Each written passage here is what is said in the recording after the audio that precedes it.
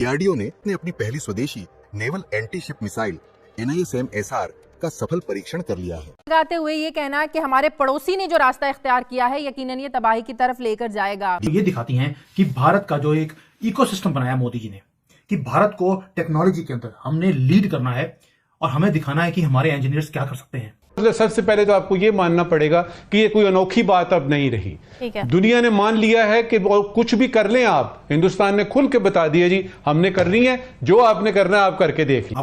अरे यार, आप अपना मुकाबला जर्मनी और बर्तानिया और अमेरिका और फ्रांस और ऑस्ट्रेलिया और कनाडा से क्यों करते हैं? आप अपना मुकाबला करें बराबर में आपके जो मुल्क हैं साउथ एशियन कंट्रीज के साथ करें, वहां क्या आपका मुकाबला है? इंडिया में क्या हुआ है? इंडिया हमारे सामने हमारा दुश्मन है।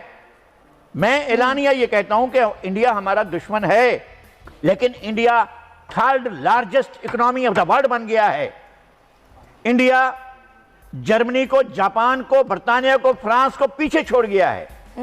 कनाडा, ऑस्ट्रेलिया उसके पास भी नहीं भटकते हैं। और इंडिया वो था जो गरीब तरीन मुल्क में पाकिस्तान से भी पीछे था। कि आपने रिलीजन पढ़ना है, आपने मजहब पढ़ना है। क्या कभी किसी ने ये सोचा है कि अगर आपकी यूथ ये मैथमेटिक्स नहीं पढ़ेगी, अगर आप इतना ज़ोर मैथमेटिक्स पर दें तो आपका कंट्री तरक्की करके कहाँ पे जाएगा? अभी देख लें जहाद में कहाँ पर जा रहा है। तो क्या आपको जो साइंस सब्जेक्ट्स हैं, जो टेक्नोलॉजी सब्जेक्ट मैटिक्स है, उसको ऊपर लाना चाहिए, उसको कंपलसरी करना चाहिए अपने स्कूल्स एंड कॉलेजेस में। इंडिया जो है, मैंने आपको पहले बताया, अपनी बोन स्ट्रॉन्ग कर रहा है।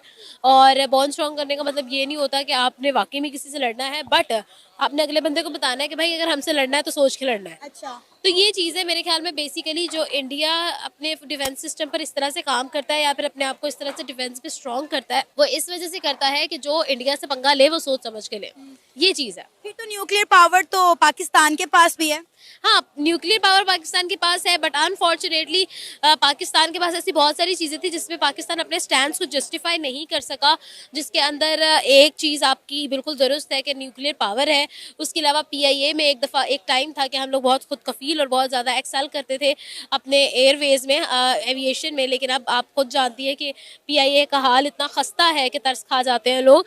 फिर उसके बाद रेलवेज़ की बात करें तो पाकिस्तान का रेलवे सिस्टम एक टाइम था कि लोग जो थे उस चीज़ को आइडियलाइज करते थे, बट नाउ आपके सामने है कि रेलवेज का क्या निज़ाम है। तो ये अगर हम पाकिस्तान की तरफ आएँ और पाकिस्तान के न्यूक्लियर पावर की तरफ आएँ तो इसमें बहुत सारे सवालिया निशान हैं और बहुत सारी मिसालें हमें मिलेंगी।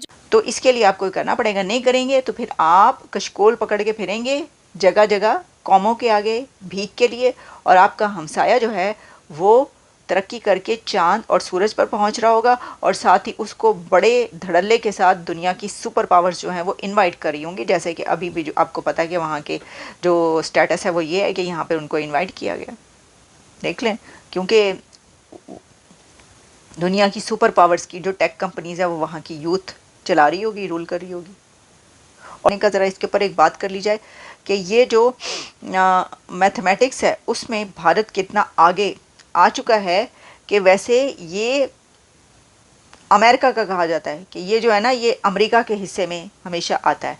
अमेरिका फर्स्ट नंबर पर इसमें आता है। इस वक्त जो मुलाजमीन है उनके बच्चे मजीद स्कूल नहीं जा पाएंगे। इस वक्त हालात आपके पाकिस्तान के ये हैं कि बिजली का बिल देते हैं तो दूध नहीं पी सकते, दूध वाले का बिल देते हैं तो बच्चों की ट्यूशन फीसें नहीं दे सकते, बच्चों की ट्यूशन फीसें देते हैं तो कपड़े नहीं खरीद सकते। रिसेंट अभी मेरी कल बात हुई है किसी के साथ, इस वक्त जियो एक मूवमेंट चला रहा है पाकिस्तान की इकानमी के हवाले से। तो जब मैं उसके बारे में पढ़ रहा था, अफसोस के साथ मैं ये कहूंगा चीमा साहब, इस ईद के ऊपर लोग ईद की शॉपिंग नहीं कर सके। लोग पिछली छोटी ईद के ऊपर लोग अपने बच्चों को कपड़े और जूते लेके नहीं दे सके। काश कि उसके बारे में कुछ किया होता। पाकिस्तान की इकानमी के बारे में बात किया। पाकिस्तान के ऊपर ये गंदम का फ्रॉड हुआ है, उसकी इमरजेंसी कौन लगाएगा चीमा साहब? मैं ये पूछना चाहूंगा।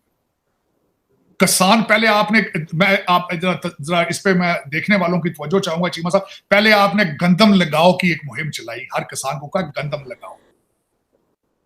फिर उसके बाद आपने एक्सपोर्ट कर ली गंदम।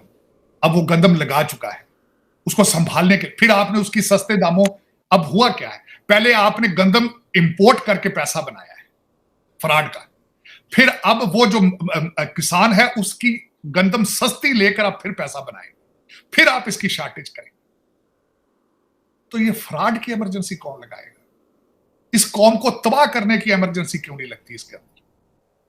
और फिर एक और बात यह है चीमा साहब, ये जो 26 मिलियन बच्चा है अनपढ़, ये पैदल चल के ओवरसीज जाएगा, पैदल चल के आएगा, या मंडी भाउदीन से बच्चा निकलेगा, आधे मर जाएंगे टर्की के पास समंदर में, आधे ग्रीस पहुंच जाएंगे। फिर आप आके इन एम्बेसियों में हमें कहते हैं आप हमारा डायस्पोरा है, आप पाकिस्तान पैसे भेजें, आप ये 26 मिलियन बच्चा जो अनपढ़ है जाए, फिर आप कहते हैं डायस्पोरा बन जाए। फिर आप हमें आके यहाँ भाषण देते हैं वॉशिंगटन डीसी में कि you are the ambassador of Pakistan, how dare you do that. अब पाकिस्तान की वो गेम नहीं रही, पाकिस्तान साइडलाइन हो चुका है। और ये सिर्फ और सिर्फ जो है ये इंडिया ने किया है साइडलाइन, और कुछ हमारे करतूतों ने किया है हमें साइडलाइन। कैसे होगा? आज इंडिया और ईरान प्लान करते हैं कि हमने चाबहार पोर्ट को एक्टिव करना है ताकि जो ग्वादर पोर्ट है वो डिसफंक्शनल हो या स्लो डाउन हो जाए या काम ना हो। आप कह रहे हैं वर्ल्ड वॉर 3 हो जाए, भाई पाकिस्तान किस बुनियाद के ऊपर? तो वो तो अपनी यूथ को वही कुछ आप देखें ना, ऐसी ही थोड़ी इतनी बड़ी ताकत बन चुका है। और अब अगर जो तीसरी ताकत बन के उभर के सामने आ रहा है वो इंडिया है, और वो उसने देख लें वो भी इसके अंदर जो है। तो आप ज़रा जोड़ें, आप लिंक जोड़ें कि कौन से कंट्रीज़ इस कंपटीशन में ऊपर हैं, वही जो दुनिया में पहली, दूसरी और तीसरी ताकत सुपर पावर कहलाते हैं, और इस कंपटीशन में भी वही रैंकिंग है। इससे आपको अंदाज़ा हो सकता है कि जो इस रैंकिंग में कंट्री जिस जगह पर है वो दुनिया के स्टेटस में भी उसी जगह पर होगा। ये है एजुकेशन और दुनिया पर रूल करने का ताना बाना। जी तो दोस्तों, जैसा कि आपने आज की इस वीडियो में पाकिस्तानी मीडिया का रिएक्शन देखा है, सो अगर वीडियो अच्छी लगी हो तो वीडियो को लाइक और चैनल को लाजमी सब्सक्राइब कीजिएगा। और मज़ीद इस तरह की पाकिस्तानी मीडिया की रिएक्शन वाली वीडियोस को देखने के लिए वीडियो को लाजमी लाइक कीजिएगा। तो हाजिर होते हैं एक नई वीडियो लेकर।